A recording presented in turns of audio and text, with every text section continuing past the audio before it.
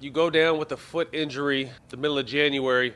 What has the recovery been like? How are you? Where are you at with the recovery? And do you have a somewhat of a timetable on when you expect to return?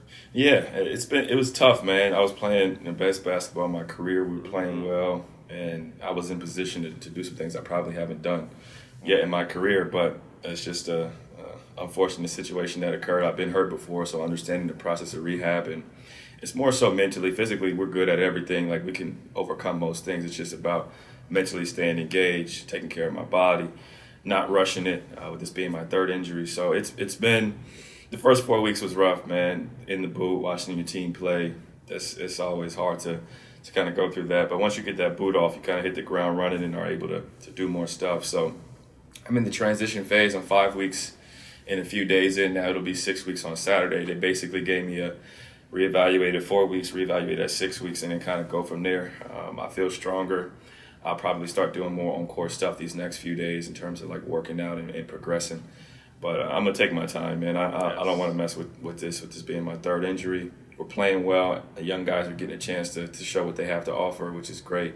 And I've been in their shoes before, so I'm glad they're taking advantage of it. And I'll probably, see how I feel at the 6 week mark and then take it from there. But it could be a few more weeks. That's impressive that you're being smart like that, because us as players, we want to get back on the court. And I know it's real challenging for you to be sitting on the sideline, knowing you almost there, seeing your team go to war, and you not been able to do that. We've all been through it.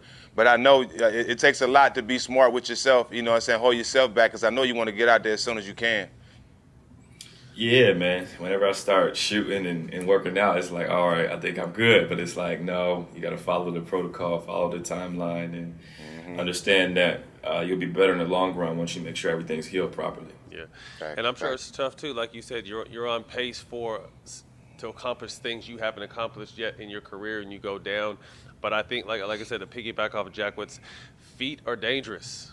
I mean, feet, and that ankle and below is something dangerous. You see Grant Hill and some guys having the similar injuries that you had that rush back and could possibly end their career. So it's good you take your time, and we are sometimes our own worst enemy from a standpoint of the competitive nature of us want to get back out there and play, but we know for the betterment of our body, it's a marathon, not a sprint. So I'm glad you're taking your time with that. Yeah, and I think you learn from trial and error, man. This is my third foot fracture, so I done did everything you can do in terms of the rehab process, in terms of when to transition to coming back. So the only difference now is that I got a lot more money in the bank than I did What a before. cushion. What a cushion. Yeah. Now, was it same foot, different, same foot? Yeah, so it's crazy. Like my senior year in college, I go back to school for my senior year, and I end up breaking my fifth metatarsal non-contact injury. So they think I had a stress fracture. They didn't know. I get the surgery. Senior season's over. I get drafted by the Blazers. Last day of training camp, right before the inter squad scrimmage in front of fans. We in a non-contact practice, like doing hedges on ball screens, and Buddy hedges out, and I step on his foot, and I break my foot in a non-contact practice. Same foot. This time I didn't have to get surgery. I found a doctor that basically said there's another procedure I can do to where it's less invasive. They take some blood from your hip, spin it around, inject it in your foot, and then I got some shockwave therapy. And I was in a boot for 2 weeks instead of 3 months, and then I progressed back in 3 months. And then this time, same foot, different bone. It's like a more rare fracture middle of the foot because of the trauma of Capella landing on me, like 250 pounds, whatever he weighs. He just kind of trapped my foot, and there was a small fracture in the middle, and then I sprained some ligaments. But the bone is actually healed. I've been there, bro. I got drafted, and when I first took my physical, they told me I had stress fractures in both of my feet, and my fifth metatarsal, and they both was gonna break, and they both ended up breaking. One doing tryouts and one playing in overseas. But my feet healed completely. But it just sucks, man, because it seemed like you never know when the timing gonna be when it happened, man. Right. That's what killed me. Yeah, timing is always the worst. Like, you playing your best basketball, or you trying to get to the league, or you trying to make the team, or you trying to solidify yourself, and then that's when you get that setback. But I think from a character building standpoint, it helps you Absolutely. appreciate things. Like, I really appreciate the little stuff, like walking to the bathroom, standing up in the shower. You know what I'm saying? Like, when that's taken away from you, you really start to stop taking things for granted. Yeah. Now, in between, because I didn't know that was a third injury to the same foot. Are you in pain with that, or once it heals, it's kind of feeling better?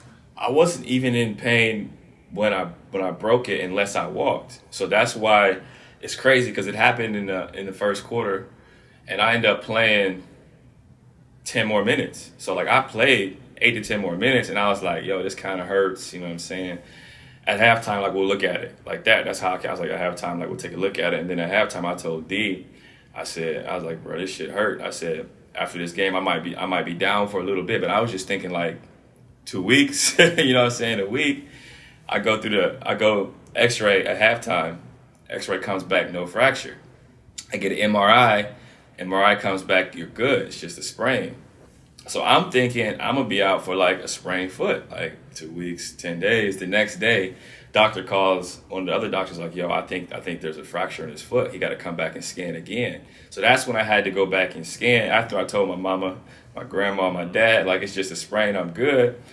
I had to go back the next day for them to tell me like you got a fracture in your foot, and I'm like, fuck, a fracture? Like how long? And they like could be 4 weeks, could be 6 weeks, could be 8 weeks. I'm like, oh, that's a big that's a big window, bro. Like, can you give me some more? Like, but it is what it is. No pain now. Like I've been progressing on the court, ball handling. I've been lifting trap bar, squat, lunges, loading the foot to try to get it stronger. Make sure that the balance and strength is there on both sides, so that there's no compensation. So we just been measuring the force I can put out on each foot and how I'm walking, how I'm loading it when I'm moving around. It's important, man. Damn. Well, we wish you the best with that, man. Get back healthy and definitely take your time.